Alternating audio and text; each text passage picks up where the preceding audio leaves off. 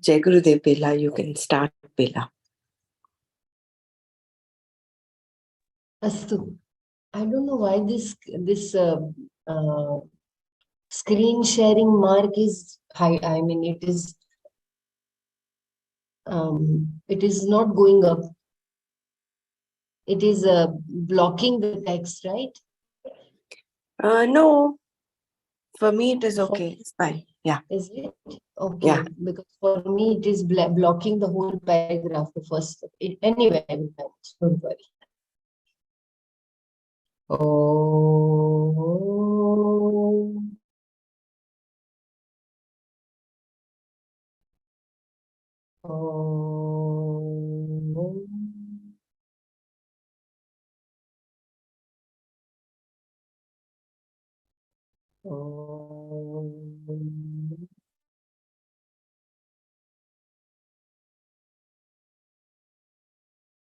सहनाववतु सहनौ भुनक्तु सह वीर्यं करवावहै तेजस्विनावधीतमस्तु मा विद्विषावहै ॐ शान्ति शान्ति शान्ति नारायणं नमस्कृत्यं नरं चैव नरोत्तमं देवीं सरस्वतीं व्यासं ततो जयमुदीरये. Jai Gurudev, Hari Om. So yesterday we were looking at the synopsis of first 6 chapters and a very wonderful summary of chapter 7 verse by verse. I hope you could get the time after the Manana also to go through those beautiful summary of every verse. If you have not gone through, please go through once again. It is very, very beautiful for contemplation. So we begin the introduction to chapter 8 today. Shri Paramatmane Namaha. This chapter is called the Akshara Brahma Yoga or Taraka Brahma Yoga. Taraka mantra is that which helps you cross over the samsara. Om is Taraka mantra. Another Taraka mantra is Rama Rama. Here Om is the Taraka mantra and therefore Omkara Upasana is talked about in great detail. The predominant topic of this chapter is Upasana. In the 6th chapter, the topic was Nididhyasana as an Anga of Shravana. Whereas here, real Upasana, Manasa Karma is talked about. Upasana means Saguna Brahma Vishaya Manasa Vyapara. The words Upasana, Dhyana, Vidya and Jnana all mean the same. I read once again this paragraph. The predominant topic of this chapter is Upasana. In the 6th chapter, the topic was Nididhyasana as an Anga of Shravana. Whereas here, real Upasana, Manasa Karma is talked about. Upasana means Saguna Brahma Vishaya Manasa Vyapara. The words Upasana, Dhyana, Vidya and Jnana all mean the same. The whole teaching, Ayam Atma Brahma is Shabda. That is, the whole thing is conveyed by words alone. Other means of knowledge, such as direct perception and inference, have no scope here at all. The words do their job by knocking off the ignorance. Some say that reality cannot be revealed through words. That is not true. In fact, through words alone can the reality be revealed. Therefore, the only pramana for self-knowledge is Shabda Pramana, words of the Shastra. Dhyana prepares the person for the knowledge. Therefore, it is indirectly useful. Arat Upakaraka. I hope I'm correct in my pronunciation. Therefore, it is indirectly useful. Arat Upakaraka. If this is so, and if any upasana is a karma, a manasa karma, then why is it placed here in the middle of the Gita and also in the Upanishads and not in the Karma Kanda? Why is it that all the varieties of upasanas discussed in the Shastra are often found in various Upanishads? This is the question we have to answer now. I read once again as there was a breaking of voice. The whole teaching Ayam Atma Brahma is Shabda. The whole thing is conveyed by words alone. Other means of knowledge, such as direct perception and inference, have no scope here at all. The words do their job by knocking off the ignorance. Some say that reality cannot be revealed through words. That is not true. In fact, through words alone can the reality be revealed. Therefore, the only pramana for self-knowledge is Shabda Pramana, words of the Shastra. Dhyana prepares the person for the knowledge. Therefore, it is indirectly useful. Arat Upakaraka. If this is so, and if any upasana is a karma, a manasa karma, then why is it placed here in the middle of the Gita and also in the Upanishads and not in the Karma Kanda? Why is it that all the varieties of upasanas discussed in the Shastra are often found in various Upanishads? This is the question we have to answer now. This is because between karma and jnana, there is a connection. Karma is indirectly useful because it helps in preparing the person for jnana. The kayika karmas in the form of nitya karmas and naimittika karmas are useful in giving chitta shuddhi when done with the right attitude and is thus a bahiranga sadhana. Upasana is an antaranga sadhana and it gives an absorption of the mind, chitta naishchalya, which is necessary for removing all the pratibandhakas, obstacles that prevent one from owning up this knowledge. And chitta naishchalya is gained through upasanas. Therefore, they are relevant here in Jnana Kanda. Moreover, knowledge can take place only in the mind.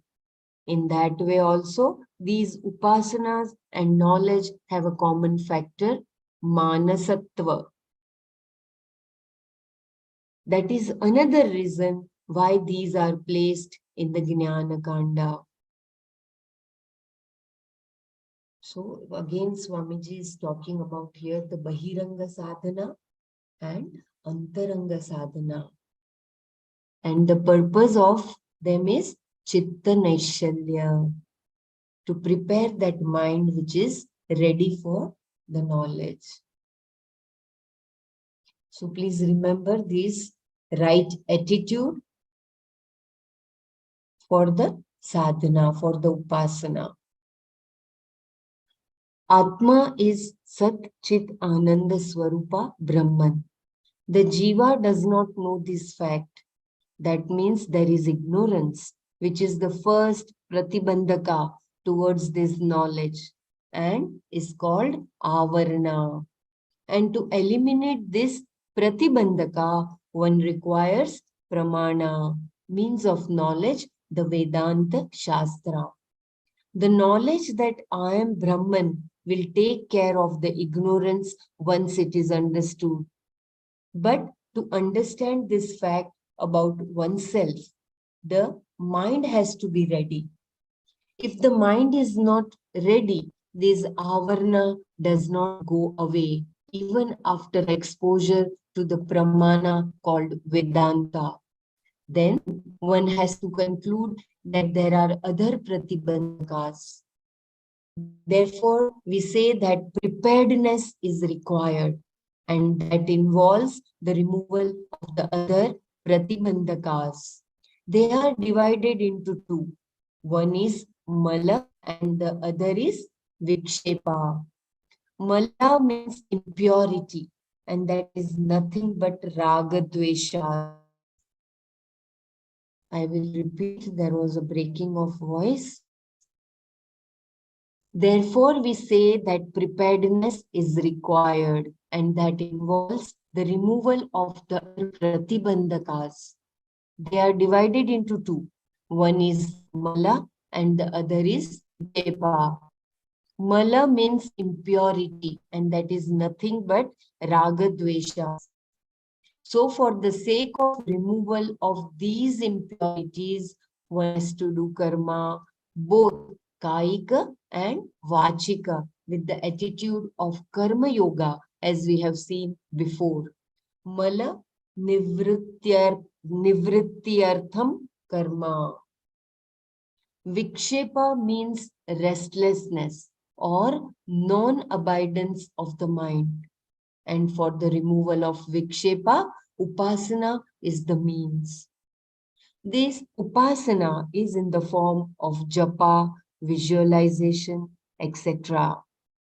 The various upasanas prescribed by the Shastra are meant for creating a mind that is steady and abiding.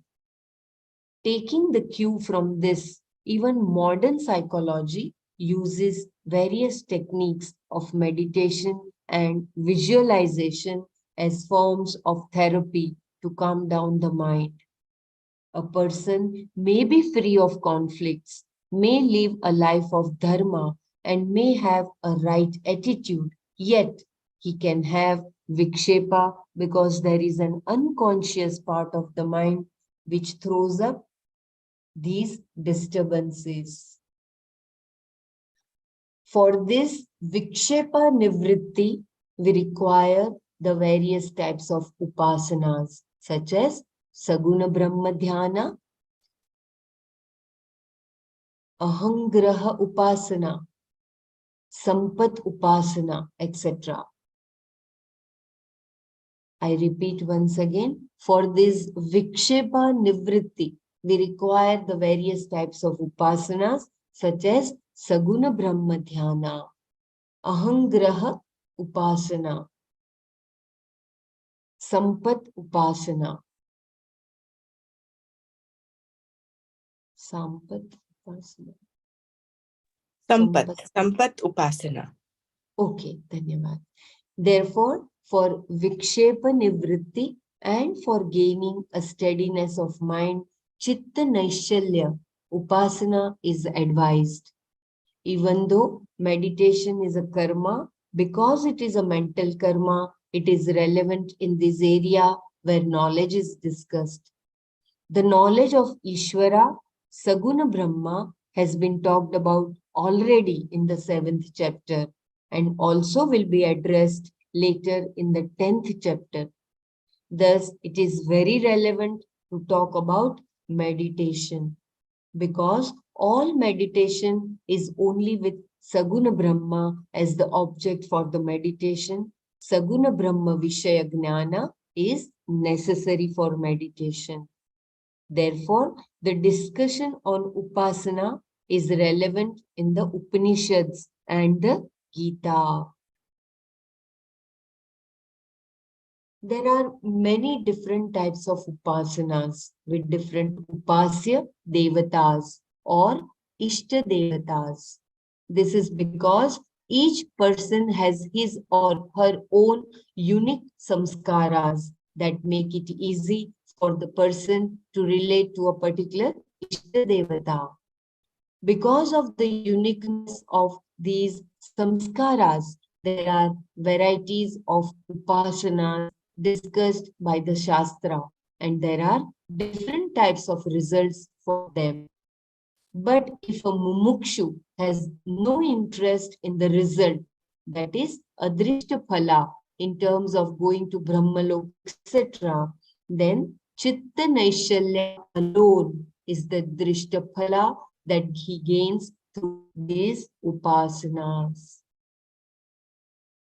Even if he is interested in going to Brahmaloka, when he reaches Brahmaloka through these upasanas, there being taught by Brahmaji, he gains Atmajnana, and this is called Krama Mukti. But it is very difficult to reach Brahmaloka. Within samsara, if there is the highest karma phala that one can gain beyond which there is nothing, that is gaining Brahmaloka. This Brahmaloka prapti is through upasana. And there, if you have a special punya, then you will be taught by Brahmaji and gain the knowledge that Aham Brahma Asmi, I am Brahman, and you will gain moksha. Otherwise, you have to be born again on this earth. Can you just Then, repeat this paragraph once again? yeah. From that Krama Mukti, from a person who does not want Brahmajnana, I think from there on. Yeah. Thank you. I think I will repeat from Ishta Devatas. 2 paragraphs I'll repeat. Okay. Yeah. There are many different types of upasanas with different upasya devatas or Ishta Devatas. This is because each person has his or her own unique samskaras that make it easy for the person to relate to a particular Ishta Devata. Because of the uniqueness of these samskaras, there are varieties of upasanas discussed by the Shastra, and there are different types of results for them. But if a mumukshu has no interest in the result, that is adrishta phala, in terms of going to Brahmaloka, etc., then chitta naishalya alone is the drishta phala, and that he gains through these upasanas. Please remember this. Even if he is interested in going to Brahmaloka, when he reaches Brahmaloka through these upasanas, they're being taught by Brahmaji, he gains Atmajnana, and this is called Krama Mukti. But it is very difficult to reach Brahmaloka. Within samsara, if there is the highest karma phala that one can gain beyond, which there is nothing, that is gaining Brahmaloka. This Brahmaloka prapti is through upasana. And there, if you have a special punya, then you will be taught by Brahmaji and gain the knowledge that Aham Brahma Asmi, I am Brahman, and you will gain moksha. Otherwise, you have to be born again on this earth. Therefore, the upasanas are antaranga sadhanas for this knowledge, in that they give the chitta naishalya needed for nididhyasana, which is necessary for assimilating this knowledge. Therefore, they are mentioned here in this chapter. This chapter also talks about the results of the upasanas done for the sake of results other than moksha. And the chapter ends by stating the 2 margas or gatis the jivas take after death. If you want me to repeat any paragraph of the introductory passage, please do let me know. It is very, very important and very wonderfully Swamiji has talked about different vikshepas and upasanas. So upasanas are mainly types of Antaranga and Bahiranga. Antaranga is usually done for Chitnaishalya, and which is necessary for removing all the pratibandhakas, the obstacles that prevent one from owning this knowledge.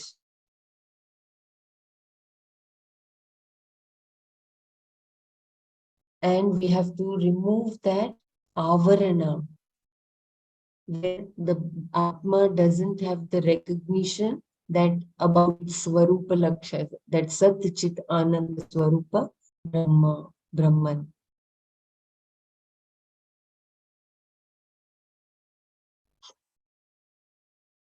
So our mind has to be prepared, which involves the removal of all the pratibandhakas.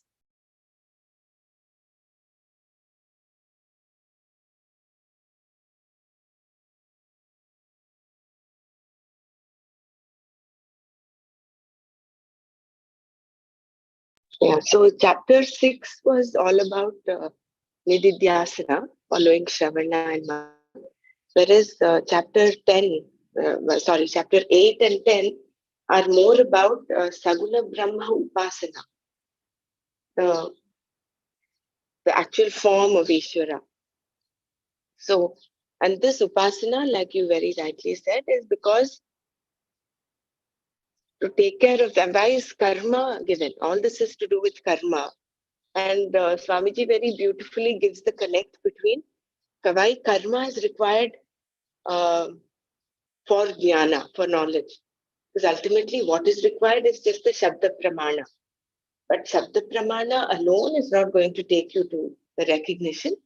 You require a certain amount of karma. Now, this karma is in this form of upasana, Saguna Brahma Upasana. And this is because you have to remove the mala and vikshepa. Mala is something, is the raga dveshas. These form the pratibandhakas for your nididhyasana. But I'm just wondering why chapter 8, I know this has not been, it must have been put together by Sage Vyasa. Why this chapter has come after chapter 6? It should have come before chapter 6, technically, logically speaking, because chapter 6 is all about nididhyasana. But doesn't matter, we'll set that question aside. So mala is all the raga dveshas. And for that, karma is required. All the karma yoga that we do, that is the karma, that is the aspect. And for removing the vikshepa, when you remove ragadveshas, you develop that antaranga atma shuddhi, purity of the mind, but the mind can still be unsteady. So that is the vikshepa. In order to settle the vikshepa, you require this antaranga sadhana. This is the upasana that the Saguna Brahma Upasana is going to be revealed.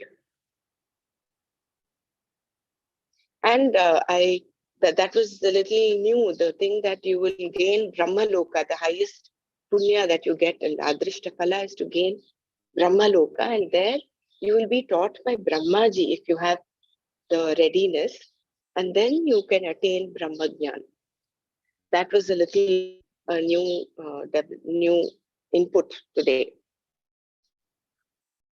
Yeah, but there is a condition. If you have special punya, then only you will be taught by Brahmaji. Otherwise, you will just go there again, exhaust your karma and come back again on the Mrityu Loka. You require that special punya. Then you will be taught that knowledge, that precious knowledge by Brahmaji. But then what is that difference between Jiva and Mukti, where a person, while living on this earth, while living here in his body, he attains Mukti, he attains moksha.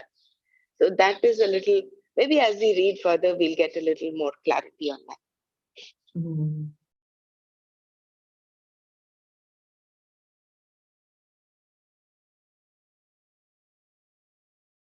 right now we just have to remember that we have to be free from raga dvesha. That is the main key.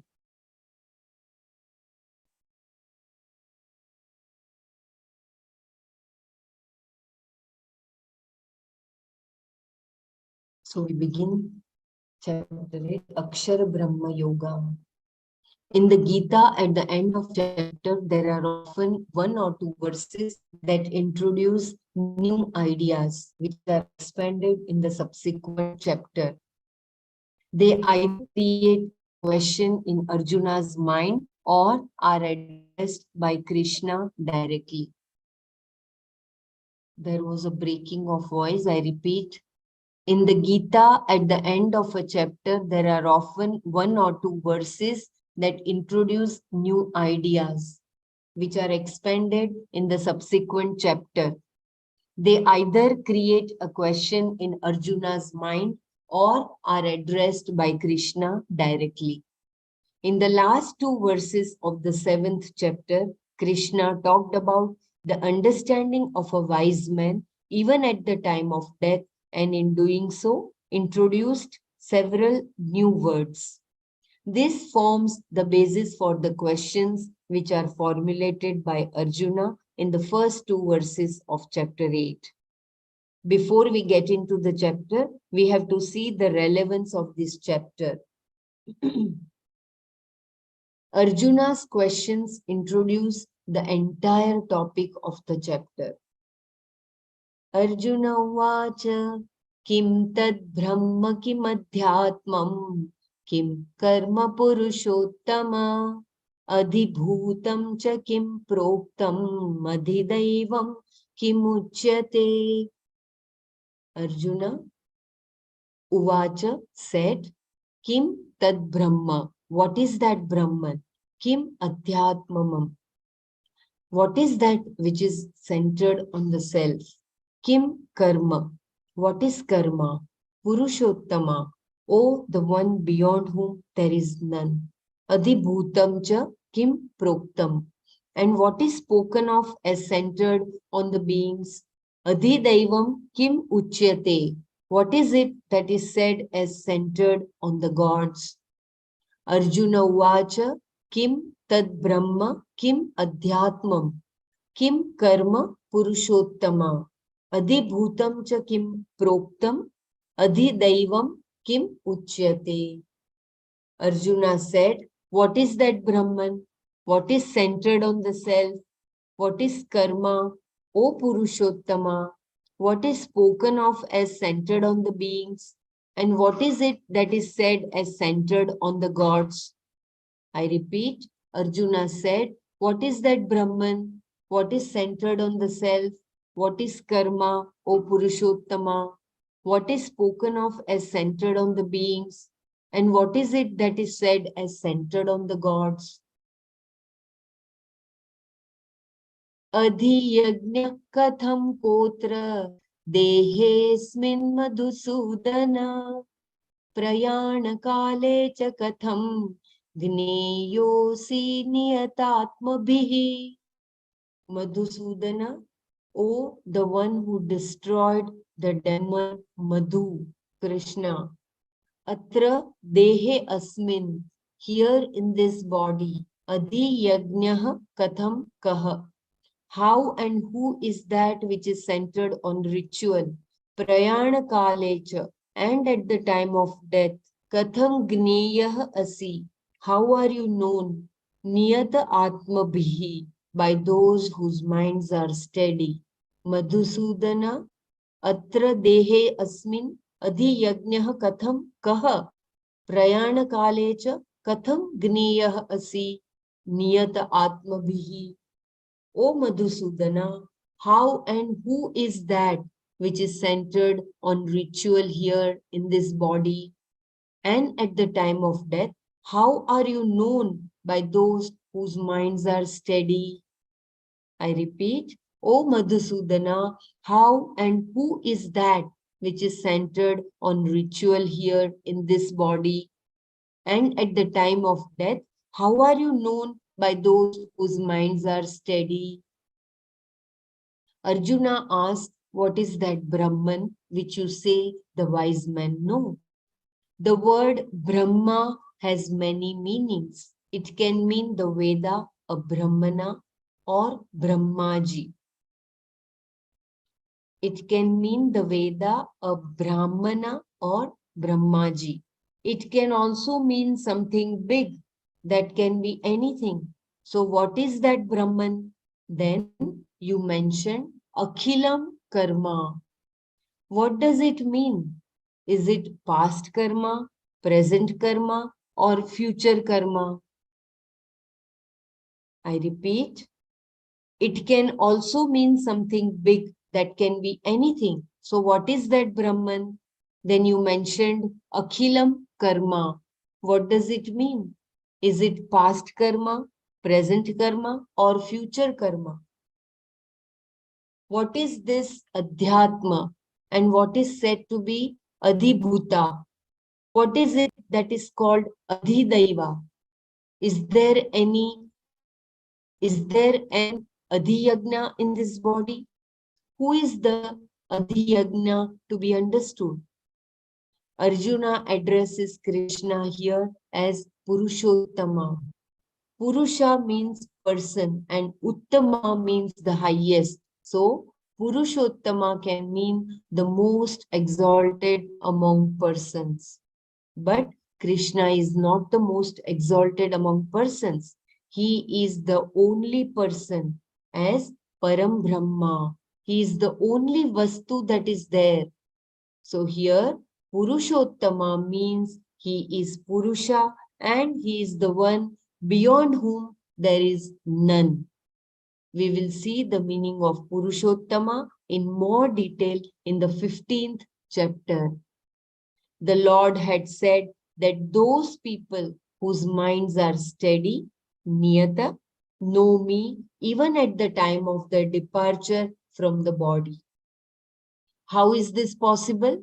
At the time of death, people will either worry about their survival or think of what is beloved to them. This is the basis of Arjuna's question. At the time of death, when they have so many urgent concerns, how do they remember you? How are you recognized? How do you become the object of their knowledge? Thus, Arjuna asked many questions in the first two verses of this chapter. In the following four verses, Bhagavan answers each and every question and then continues to elaborate. So, Arjuna is asking the questions about Adhyatma, about his doubt, how the person will remember when he is going to die, how the person remembers him. And he addresses him as Purushottama. Purushottama means there is no one beyond him. If you want me to repeat any paragraph, do let me know before we go to the next Bhagavan's answer.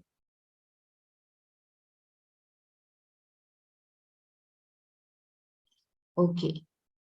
Shri Bhagavan Aksharam Brahma Paramam Svabhavodhyatmamuchyate Bhuta Bhavodbhava Karo Visarga Karma Sanjitaha.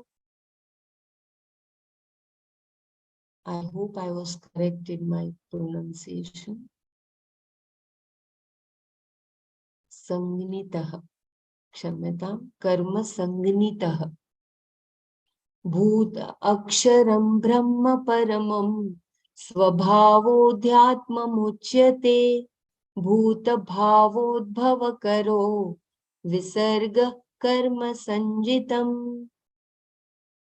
Sangnitaha. Karma Sangitaha. Yeah, that's fine, Bella. You got it. Yeah.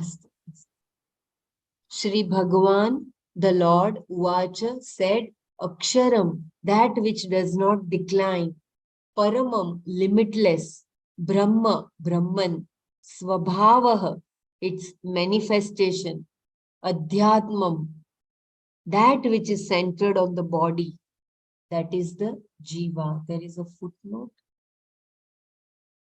The word Atma here refers to the physical body. When Bhagavan is talking about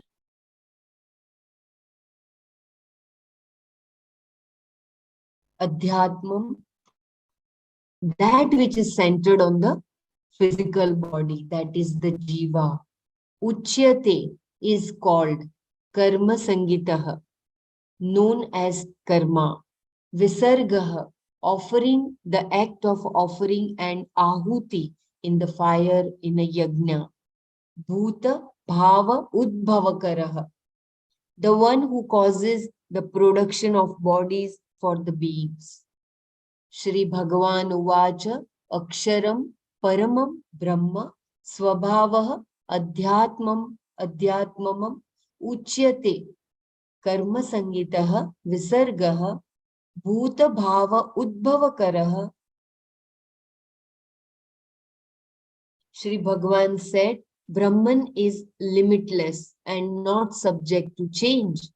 Its manifestation, centered on the body, is called Adhyatma, the Jiva.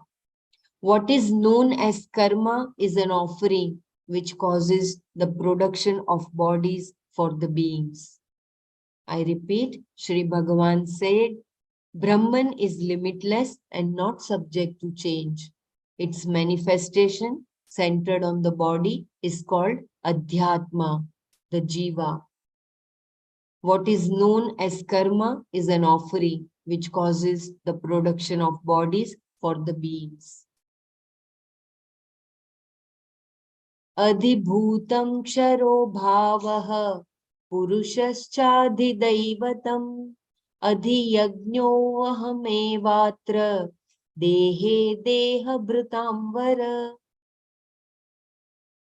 Deha-bhrutam vara, O the most exalted one among those who have a body. Adhibhutam, what is centered on the beings. Ksharaha bhavaha, is the one subject to decline. Adhidaivatam, and what is centered on the devatas. Purushaha, Hiranyagarbha. Atra dehe, here in this body. Adhiyajnah aham eva, I alone am what is centered on ritual. Deha bhrutam vara, adhibhutam ksharah bhavaha, adhidaivatam cha purushah atra dehe adhiyajnah aham eva. O the most exalted one among those who have a body, what is centered on the beings is the one subject to decline, and what is centered on the devatas is Hiranyagarbha. Here in this body, I alone am what is centered on ritual. I repeat, O the most exalted one among those who have a body, what is centered on the beings is the one subject to decline, and what is centered on the devatas is Hiranyagarbha. Here in this body, I alone am what is centered on ritual.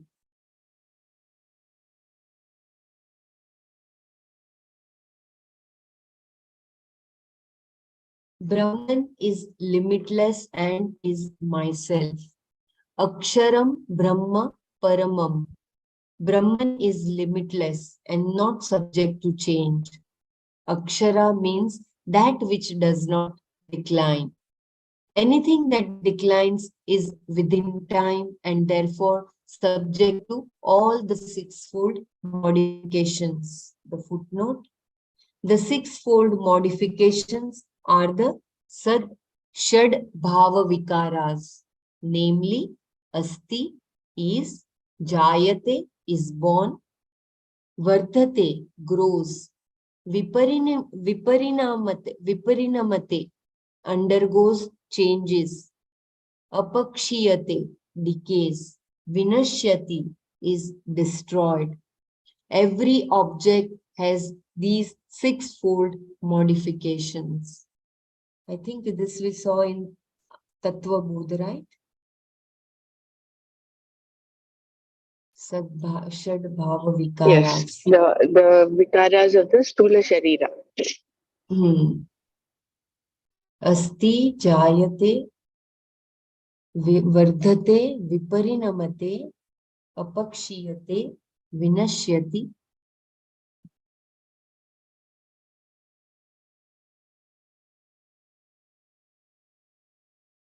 So I repeat, Brahman is limitless and is myself. Aksharam Brahma Paramam. Brahman is limitless and not subject to change. Akshara means that which does not decline. Anything that declines is within time and therefore subject to all the sixfold modifications. So what does not decline is also free from these modifications. Brahman is Akshara, not subject to any change whatsoever. That can only be Parama, not conditioned by place, time, or a given attribute. An object like a pot is limited in space by its own dimension, limited by time because there was a time when it was not, and there will be a time when it will not be, and being a pot, it is distinct from everything else, including other pots. I repeat the last line. An object like a pot is limited in space by its own dimension, limited by time because there was a time when it was not, and there will be a time when it will not be. And being a pot, it is distinct from everything else, including other pots. Brahman is not limited in any of these respects.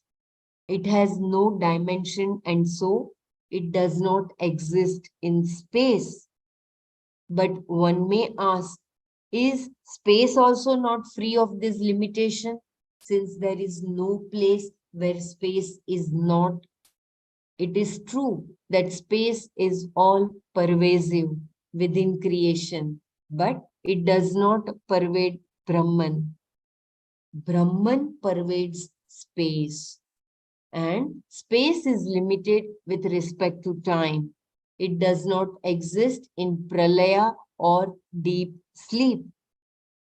Further, it is only space distinguishable from all other things. It is not air or fire or time.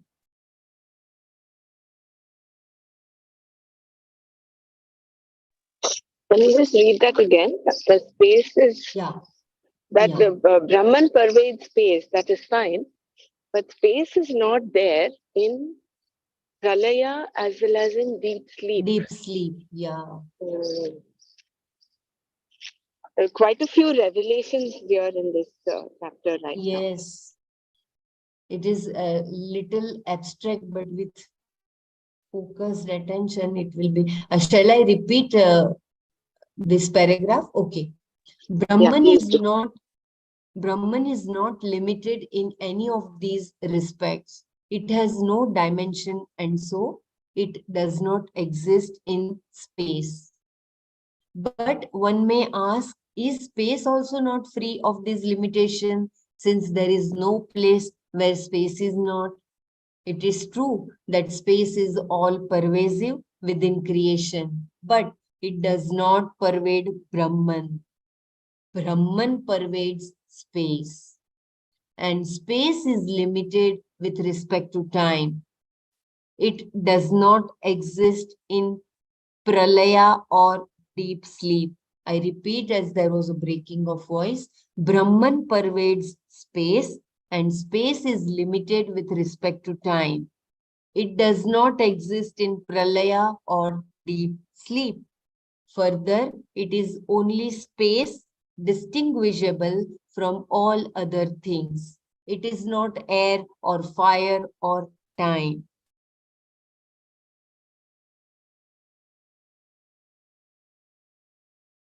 Which is why when you have deep sleep, you do not know how long you slept, but you say, I had a very good sleep. That time factor, the space factor is missing that, because time and space are linked together. That is why even after meditation, guided meditation, Gurudev asks, he says, oh, we meditated for so long. How many of you felt the time? So, pralaya and then deep sleep. Concept of even space is not there. You go beyond that. That is little difficult to understand. About the time, it is clear that we do not realize the time. But even the space Correct. is not. Okay. Space, I know, correct. Brahman has no limitation with respect to objects because it has no particular quality of its own, and yet it is the truth of everything. Nothing stands separate from Brahman, and that Param Brahma can only be Sat Chit Ananda Atma. The word Akshara is used later. There is a footnote. That is Bhagavad Gita, chapter 8, verse 13. The word Akshara is used later to refer to the single syllable word Om. So, Shankara raises the question. You want me to read the shloka, chapter 8, 13?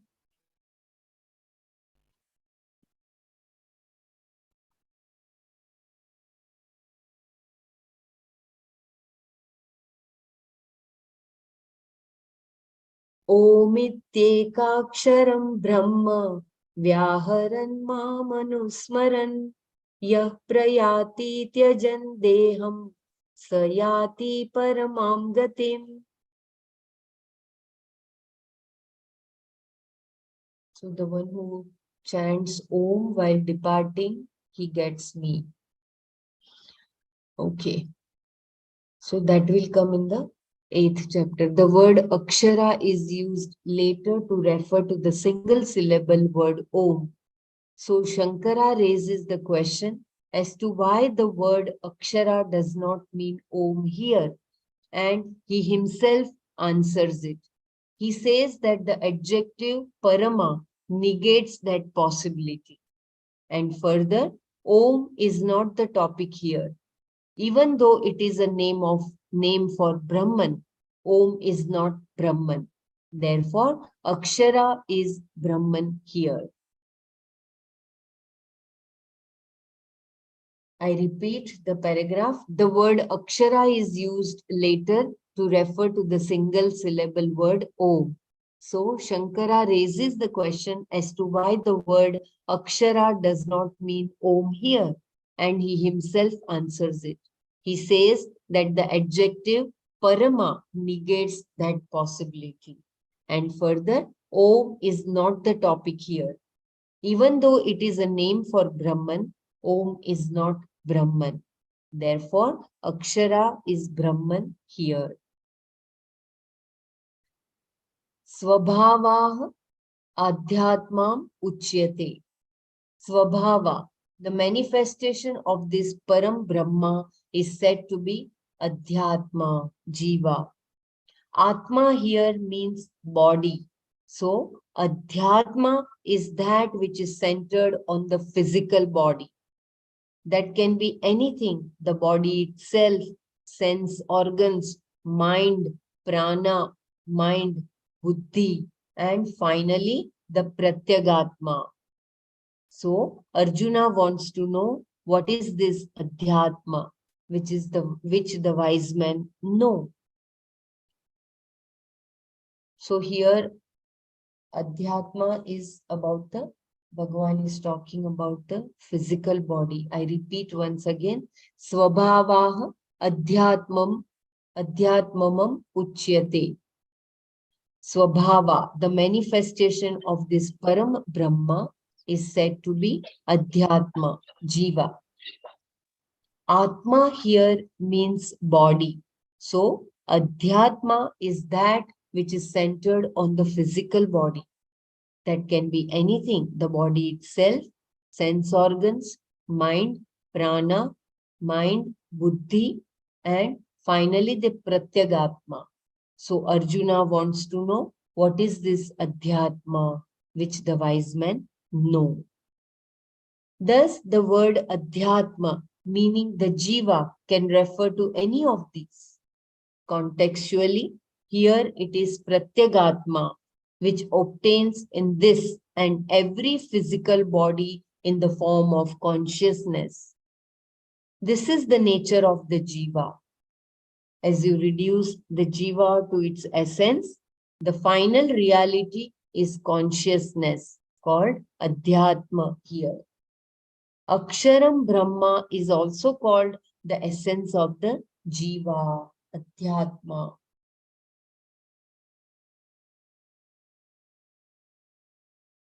The meanings of the word Brahman and Adhyatma are identical, but are used in different contexts.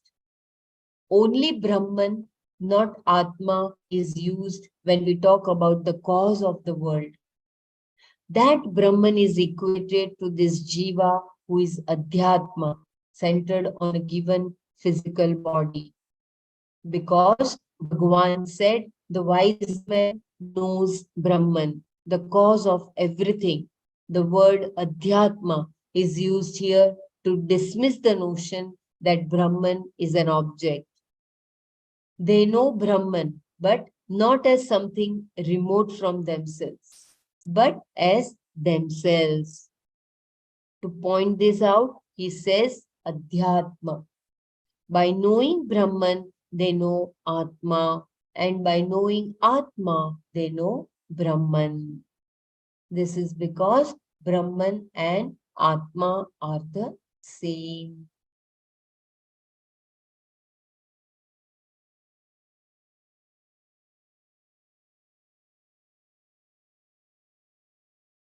Karma is also Bhagavan. Please let me know if you want me to repeat or read once again, or if you wish to share. Karma is also Bhagavan. Visargah karma sangitaha. Sangitaha. Visargah karma sangitaha. Then Arjuna wanted to know what is meant by karma, which it was said the wise men know in its entirety. Karma sangitaha. Karma sangnitaha. Karma sangnita. What is known as karma is visarga, offering, the act of offering an ahuti in the fire in a yajna. Shankara says it is an offering intended for a given devata. Even though the word karma can mean any type of action, in the Shastra it specifically means the ritual in which there is an offering. The ritual stands for all other karmas. Therefore, he calls karma as visarga, and it is the karma phala that causes one to be born in a particular body. Therefore, he calls this karma as bhuta bhava udbhava karaha, the one that causes the birth of the existence of beings. In order to be born, a being needs a body. Karma is the cause for that. It produces a twofold result, drishta and adrishta. The adrishta produces bodies for you.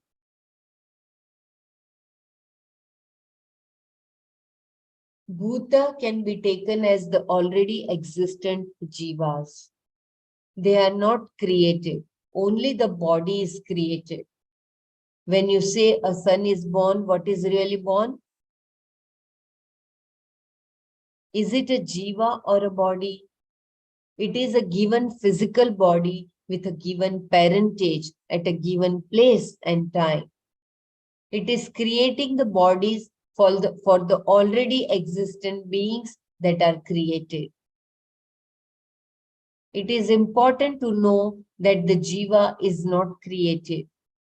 If it were to be created, then Atma also would be created and there would be no possibility of moksha. The jiva's essential nature is eternal and therefore it is not created. Even the jiva who exists as an individual is not created because his cause, ignorance, is beginningless. A particular form is created and the cause for that is karma.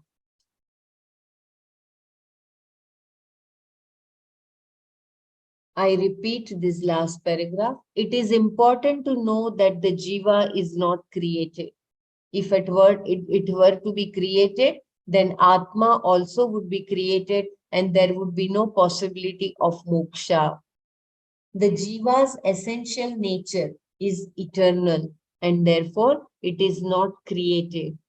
Even the jiva who exists as an individual is not created because his cause, ignorance, is beginningless. A particular form is created and the cause for that is karma.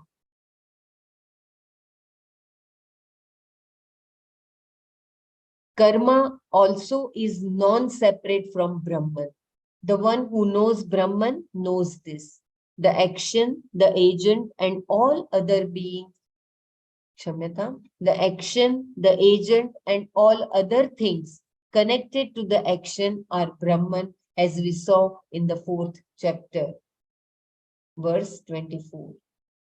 They are all mithya, which depend upon Brahman, which is Satya. Therefore, the wise men know the entire karma, akhilam karma.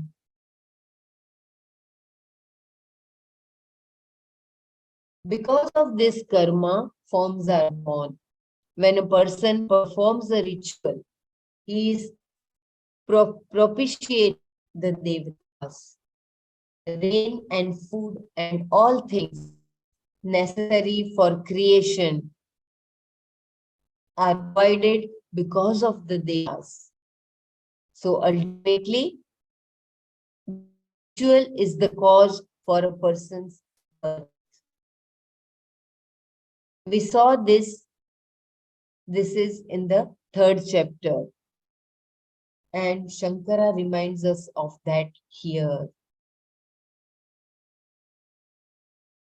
The beings that are subject to change are also Bhagavan. Adhibhutam Ksharah Bhavah. An existent being that is subject to destruction is called Adhibhuta. All beings are subject to change and destruction.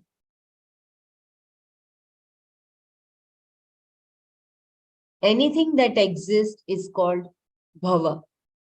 Bhava. Kshamyata. Anything that exists is called Bhava. And anything that exists is subject to change. Ksharah Bhavaha. All that is born, the whole world that exists in time is called Adibhuta. Adibhuta. All the physical bodies that exist here and are subject to changes of birth, existence, growth, development, decline, and death, Krishna says, are also me. Even though something changes, it does not disappear. So wherever there is a change, there is dependence upon a changeless basis. The essence, the existence of a given object which is undergoing change is change, which is undergoing change is never destroyed. And that Krishna says is me. I repeat once again. Even though something changes, it does not disappear. So wherever there is change, there is dependence upon a changeless basis. The essence, the existence of a given object which is undergoing change is never destroyed. And that Krishna says is me. This Brahman, which is Akshara, is itself Adhyatma, with reference to the person who is making an inquiry. With reference to all other bodies, he confronts it is Adhibhuta. Thus, not only is Adhyatma me, Adhibhuta is also me, says Krishna. So beautiful. If you want me to read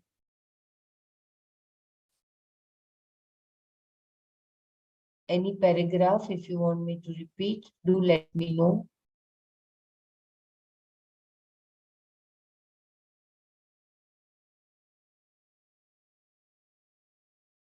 Or should we stop here, Brahmaraji, or I can go to the new verse? I think we'll stop here today, no? Because we've got a lot of input.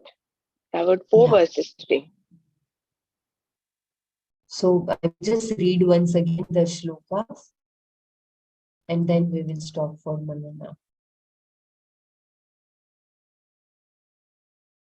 So Arjun had questions. Arjuna Vacha, Kim tad Brahma kim adhyatmam, kim karma purushottama, adhibhutam cha kim proktam, madhidaivam kim uchyate.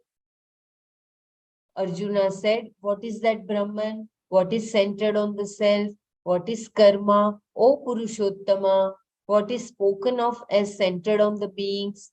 And what is it that is said as centered on the gods?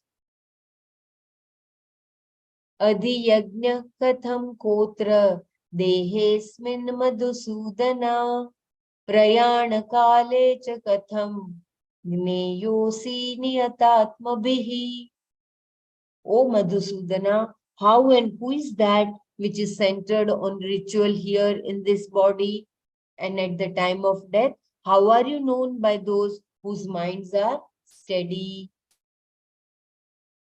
Shri Bhagavan Uvacha Aksharam Brahma Paramam Svabhavodhyatmam Uchyate Bhuta Bhavodbhava Karo Visarga Karma Sanjitaha. Shri Bhagavan said, Brahman is limitless and not subject to change. Its manifestation centered on the body is called Adhyatma, the Jiva. What is known as karma is an offering which causes the production of bodies for the beings. Adhibhutam ksharo bhavaha purushascha adhiyajño ahamevatra dehe deha bhrutambara. O the most exalted one among those who have a body, what is centered on the beings is the one subject to decline, and what is centered on the devatas is Hiranya Garbha. Here in this body, I alone am what is centered on ritual.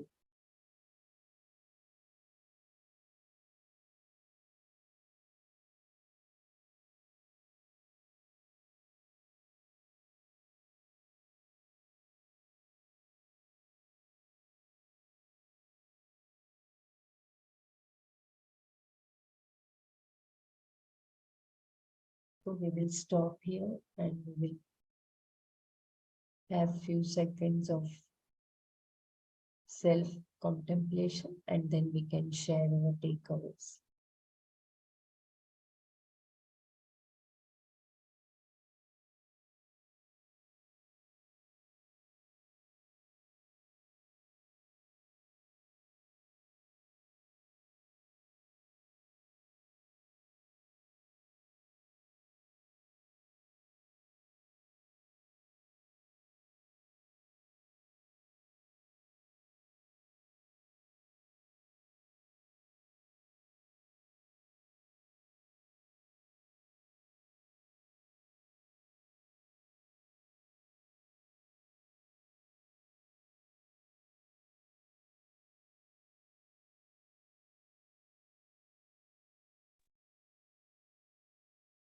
Jai Gurudev.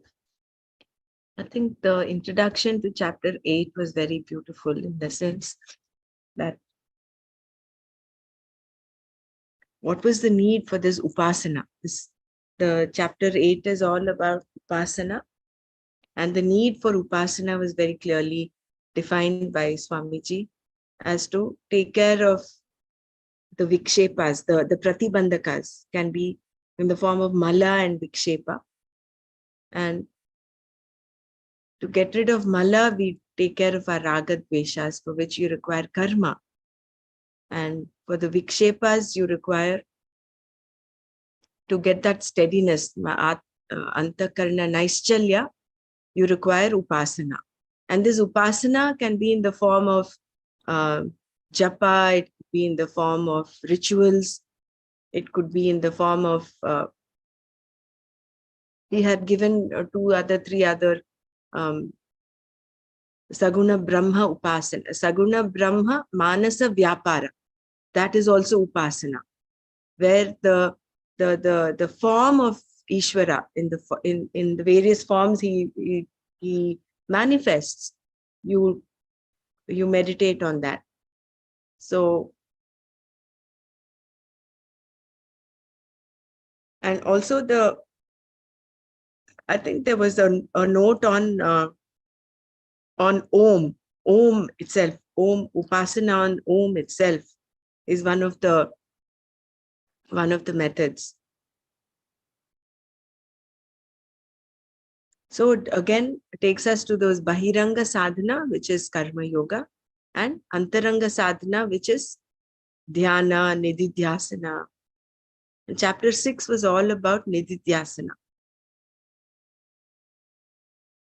And why has this Upasana come in? It is all about karma. The karma has a link to knowledge, and the link is only so as to take care of this Mala and Vikshepa, this Avarana that is covering the pratibandhaka or the avarana that is obscuring our recognition of Atma. So for that preparedness, this upasana is required. And usually a chapter starts off because of either a new topic or because of Arjuna asking some questions that came up in the previous previous chapter. And this, in the last 2-3 verses of chapter 7, Bhagwan opens up this Adhibhuta, Adhyatma. So then, of course, naturally, Arjuna has a doubt. What is this? What is Adhibhuta? What is Adhyatma? What is Adhiyajna? So the first 2 verses are all about Arjuna asking Bhagwan, what is this? And then Bhagwan answers, starts off with, I think from the 3rd verse, right? Or from the 4th verse.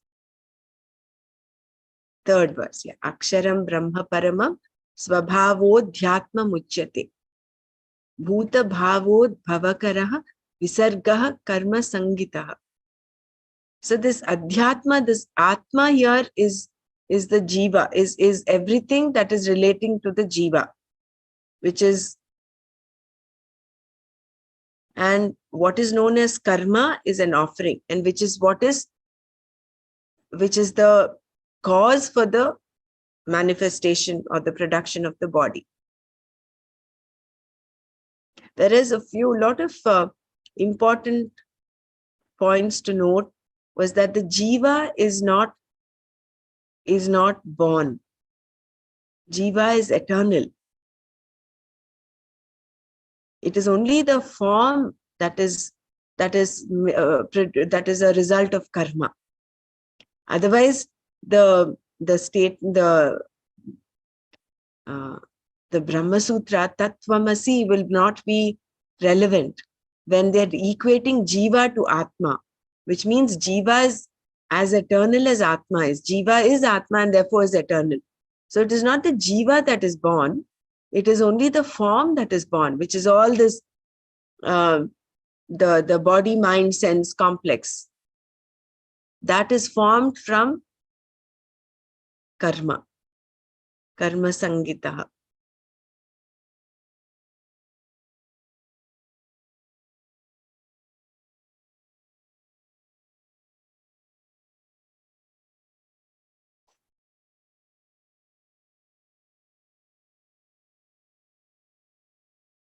these words and definitions, I think it will be good for us to note down, because I think otherwise we will get back into a bit of confusion if we don't get them properly.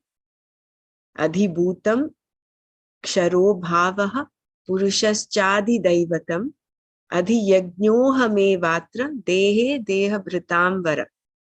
So here a lot of new words have been given, which is new in the sense we know, but we learned or we came across Hiranyagarbha. But here, Deha, the most exalted, those who have a body, what is centered in the beings is the one subject to decline. And what is centered on the Devatas is Hiranyagarbha.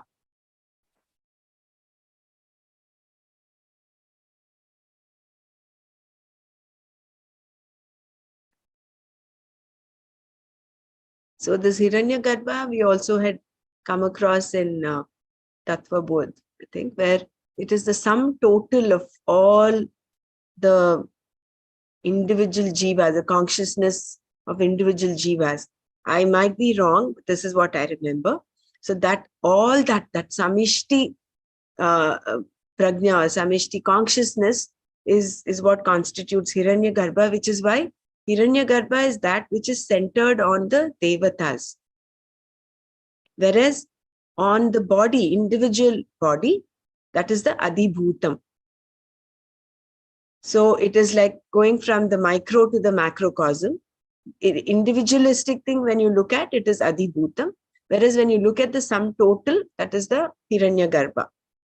So basically, it is only the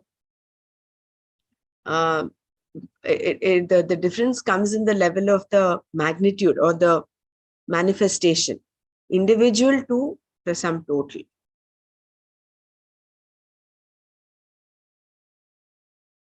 Yeah, if anyone else wants to add on, please go on.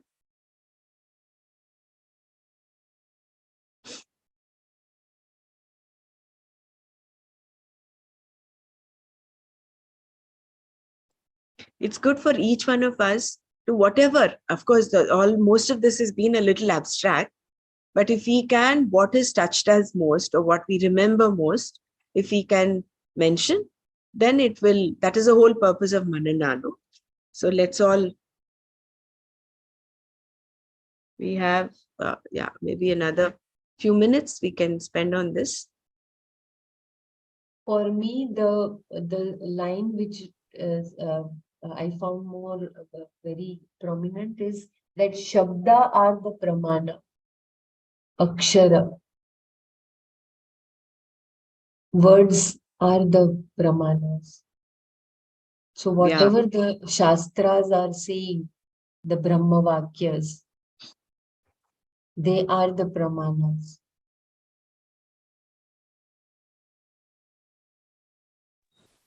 Jai Gurudev. I didn't know that Om is Taraka Mantra. I used to think always Ram is Taraka Mantra. So this is something new I've learned from this. That's also beautiful. No? The Taraka is the one that helps you cross over this samsara. So you have Om and Rama. Thank you, Maltiji. Okay, Gurudev, why they say not to chant Om continuously like a japa? Is there any explanation? Even Kashi Bhaiya also mentioned it in the presence of Gurudev that please don't do the japa on Om. Yeah, This Jai question Gurudev. was always there in them.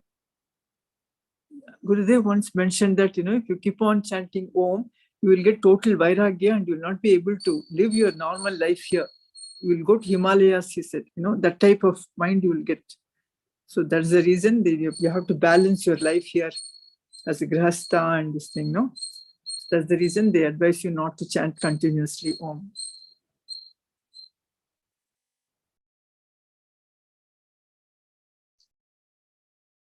Yeah, another thing about Om is you can chant it aloud, but not like how you chant or any other mantra or your Sahaj mantra where you take it internally. And therefore, Om is not given as a mantra for anyone, but then it. But then all our efforts are to experience the ultimate, no? So I don't know how to reduce Yeah, the impact we of should get this this answer Maya. from Gurudev himself, or someone who knows about why Om should not be. But here it is mentioned as a Taraka mantra. Mhm. Otherwise, it would have been very simple. No, if that was the only way out, everyone would have been given Om. Just chant Om and then you will get liberated. But probably it is not that simple. There must be some underlying meaning why, or underlying reason why it is not suggested.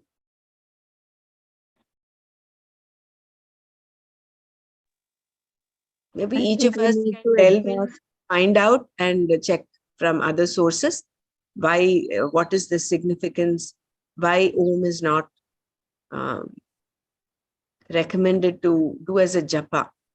But there are, I think, some people who do the Om japa. In fact, in Patanjali Yoga Sutras, it is said if you are faced with an obstacle, the way forward is, one of the ways forward is to chant Om. And I have heard people who are going through some difficulties, they are advised by their astrologer, someone, to chant Om. I don't know about a limit in the number of times, and for certain, it has to be chanted aloud, not to be chanted within, not to be chanted silently. It has to be chanted aloud. But apart from this little knowledge, I don't have any more about Om. Maybe if anybody else has, you could share. Jai Gurudev. Uh, I've been chanting Om like after doing my uh, this yoga, this breathing, like the Alom Vilom, and after doing that, I chant Om for about 10 minutes, and after that, I do this meditation. So it's there are many like Om sadhanas are done for a very long period. And once I did it, like it was for about 3.25 hours. So I didn't find any, it only helped me to make my mind more steady and that calmness. I could not feel any other thing. Like it's my practice to chant Om for at least 10 minutes before doing my meditation. And I focus on my Sahasradhara, like when you chant Om, though you, the vibration, the end of the Ma part, you feel on your Sahasradhara, it automatically comes if you start chanting that vibration of the Ma you feel on the Sahasradhara. So I've been practicing from 2-3 years since COVID. So it just helped me before meditation to just make the mind steady. And once I went into that Om Sadhana, but it only once I did it. But it wasn't so like I didn't feel anything abnormal or some difference in my experience. Was like it was just you chant the Om and you slowly that you start with a greater volume and then slowly that Om becomes just the mumbling, like not the sound is there, you are speaking, but the intensity with which you are speaking initially, that decreases. But it is it's a good experience what I had. It was nice. Jai Gurudev. So were you advised to? No, actually, I've been during COVID days. I somehow one of my friends, she was doing some meditations. She told me that it's a morning dhyan, Brahma dhyan.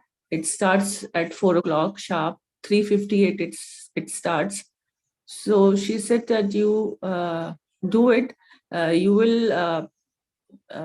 Feel very nice, and of course for she was doing from last 6 months. So when I started, it was just a type of addiction only, and I wasn't advised. It was just as friends talks in between, and they say that I did this. You can, if you want, you can. So I also started because during COVID, you had ample of time. So that's why I just and it's by Dinesh.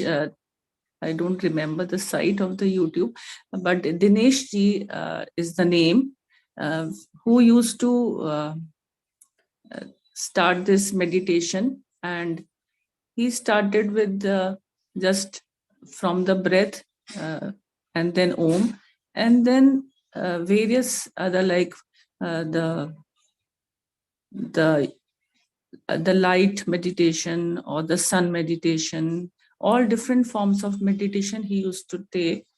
Like these days, it is the Vilay meditation, that the space within your body, you are connecting with the space element of the universe. So he takes you for like different type of meditations for a period of time, and then he changes. So it's become a like maybe an I don't know, it's addiction or it's inquisitiveness, but the intensity of meditation is going deeper than before.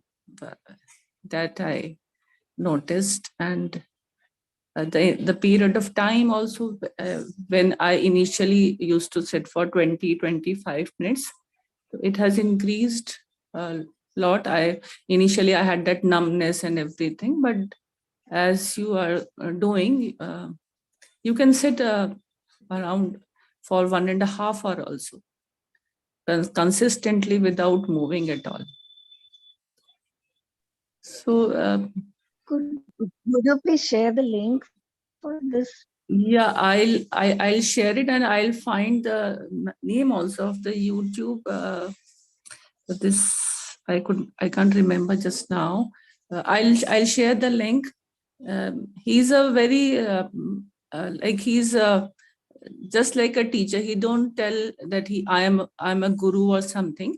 He says that as you are, I am also like this, and he just have that he has some grace of guru on him. So he does on a social service basis, that he connects people, and only on the YouTube, and he has a site.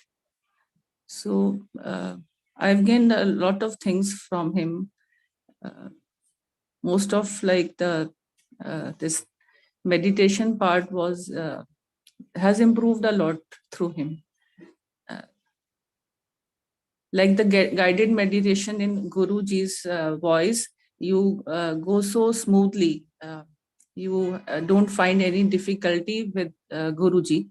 Similarly, with him, I connect so easily that the voice doesn't disturb. Like, sometimes the guided meditations, you don't feel like following that voice, but in his case, I like, just like Guruji, it seeps in so well that you go in that silence, and that it's a anubhuti, like you feel very much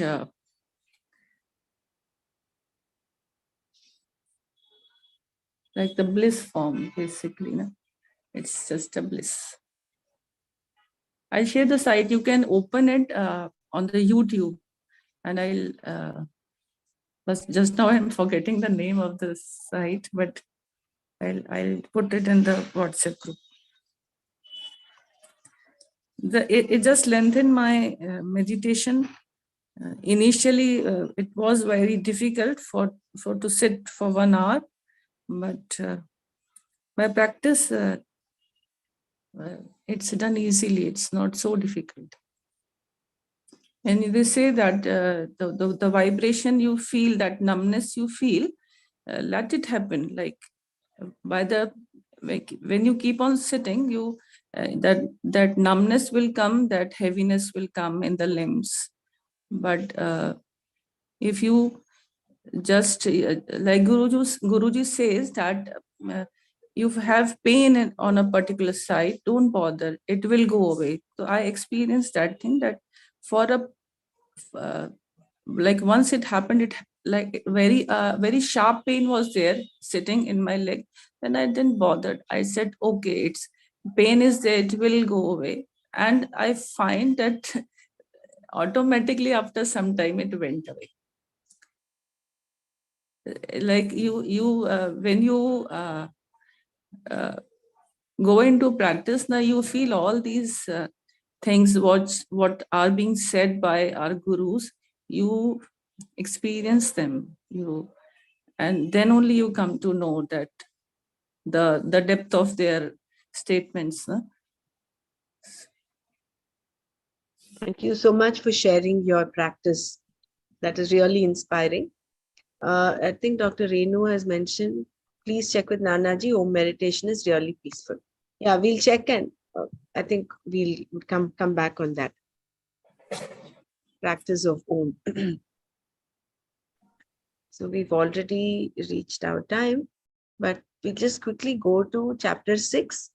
Has anyone learned or read through the PDF for verse 27, chapter 6? This is the results of such meditation. Initially, Krishna Bhagavan had described how meditation is to be done, how to control the mind when it is going away. This chanchalam, asthiram, mana is going away to different things except the object of meditation. So how to yoke it to the object of meditation? He says, if it is going outwardly, let it go to that object. And when you keep it there, you slowly will realize that object itself is mithya.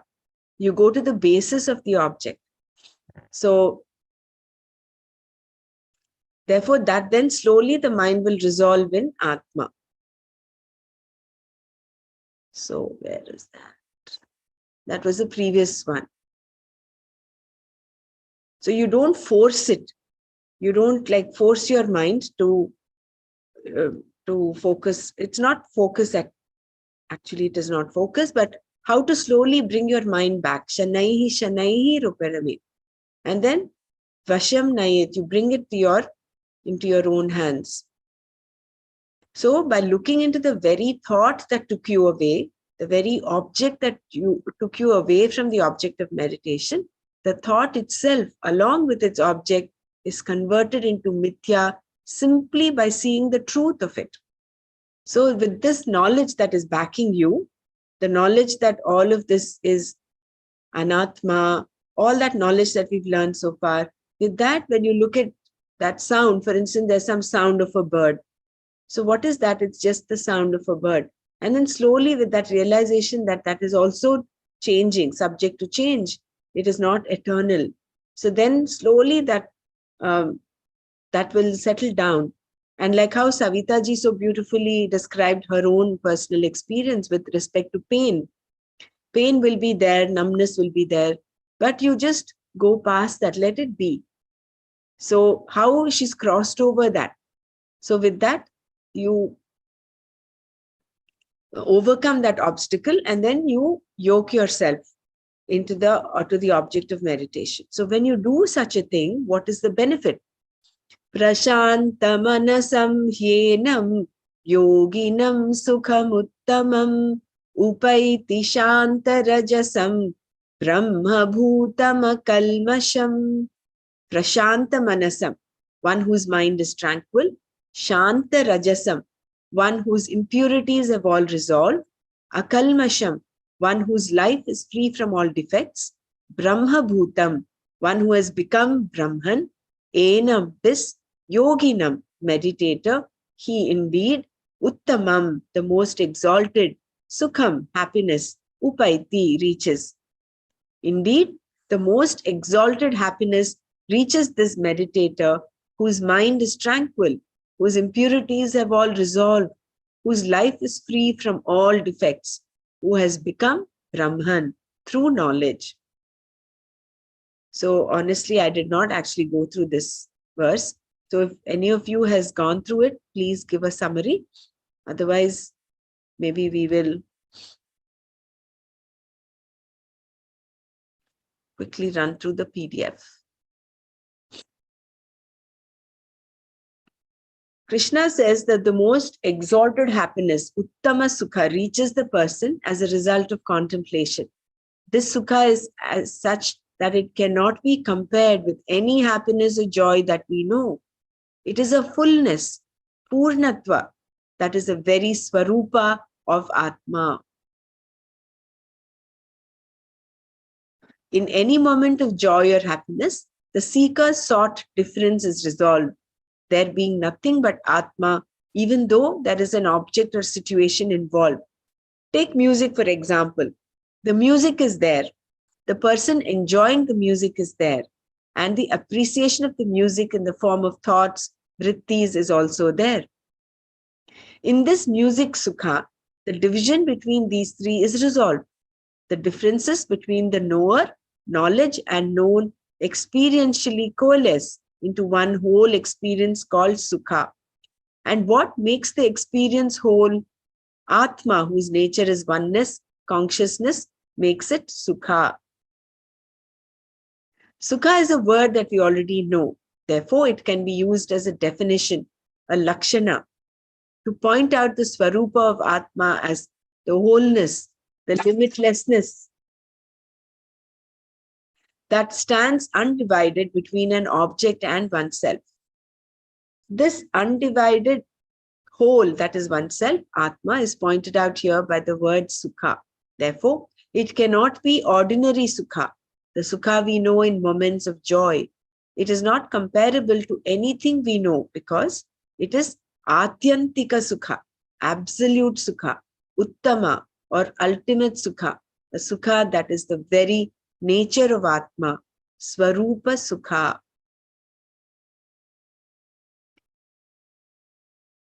And who qualifies for this absolute Sukha? I think we'll do this. Yeah, just go through this one. And whom does this Uttama Sukha reach? The person who meditates upon Atma, described here as Prashanta Manas, Shanta Rajas, Brahma Bhuta, and Akalmasha. Again, as we have seen before, these words describe the person and at the same time reveal the results of practicing Dhyana Yoga and the qualifications required by a person before the knowledge can be gained. A person who is Prashanta Manas is one whose mind is resolved, tranquil, for whom the mind poses no problem. Therefore, this Uttama Sukha reaches him or her. The person is also Shanta Rajas, one for whom all the impurities, Rajas, are resolved. Shankara defines such impurity as the fascination for things that are totally false. Mohadi Klesha, based on one's ragas and dveshas. Whereas the person being described here is one who is no longer in the hands of ragas and dveshas, which is why he or she is a kalmasha. Kalmasha means a defect in terms of adharma, papa. Therefore, one whose pursuits in life are not improper is referred to as akalmasha. Such a person can become Brahma Bhuta, one who has the Nishchaya, the definite knowledge that Brahman is everything. Idam sarvam Brahmaiva. And because Brahman is everything, I am that Brahman. That Brahma Aham Asmi. Brahman being everything, I am everything. Aham idam sarvam. Knowing this, the person is Brahma Bhuta. And this Brahma Bhuta, who is Akalmasha, Shanta Rajas, and Prashanta Manas, gains Uttama Sukha, Ananda, it being the Swarupa of Atma. Because of the knowledge of Atma, this Sukha as though reaches the person. Does Sukha reach the person or does the person gain Sukha? In this particular verse, Uttama Sukha is the subject of the sentence and the person it reaches is the object. Generally, we think of Uttama Sukha, Ananda, as something that must be gained. But here it is said that it reaches you, which is a different thing altogether. You become the object and Ananda becomes the subject, the agent of the action of reaching. Thus, the question may arise, does Ananda reach me or do I reach Ananda? In fact, either way is correct, as we shall see in the next verse. So the Uttama Sukha, Shanta Rajas, Prashanta Manas, and Brahma Bhuta and Akalmasha. So these are all the qualifications of the person. And when a person with all these qualifications sits at the seat of meditation, and what he gets is Uttama Sukha, which is nothing but the Atyantika Sukha. Anyone wants to share anything before we close? In chapter 8 today, what we talked about Adi Daivik and Adi Bhautik. And I was watching a video clip of some other Swami where he explained that Arjun was sorrowful because of all the experiences. And there it was explained Adi Daivik means any calamity that is caused by nature, like floods, cyclones, etc. Adi Bhautik is that experience which you get because of the relationship problems, issues that come up. Somebody borrows money from you, your relative or somebody, and doesn't give. Or as Arjun was harassed by the Kauravas. So all this is Adi Bhautik. And Krishna is taking him from this Adi Daivik and Adi Bhautik experiences towards Adhyatma. And there, that is through Karma Yoga, meditation, etc. And all this is so correlated. Like today, what we are seeing, chapter 6, chapter 8, there is so much like how to come out of dukkha is by these experiences which you get from the Adidaivik part through the devas, natural calamities, or through your own relationships can be overcome by your practices, your karma yoga, your sadhana, your meditation, etc., which is what we touched upon today in chapter 8.